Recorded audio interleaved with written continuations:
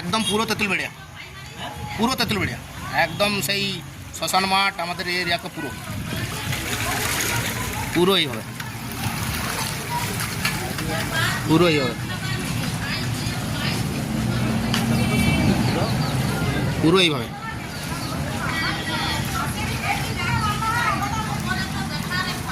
14 নম্বর ওরা পুরো সমস্ত বুথি, 8টা বুথি এইরকম পুরো ডুবে আছে, পুরো ডুবে আছে, পুরো ডুবে আছে তাহলে গোটাটা। হ্যাঁ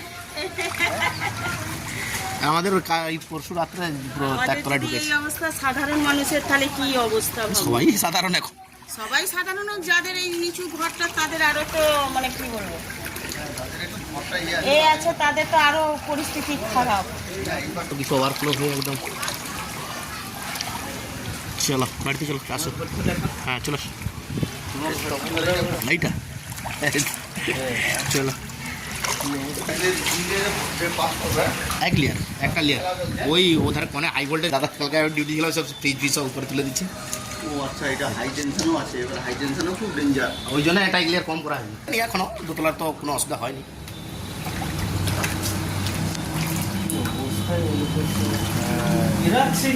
বেল বেরোচ্ছে না একদম, সাথে গাছ আছে, চলো দেখে আসি। পুরো ছাদ ভর্তি। চলো হ্যাঁ তোমাদের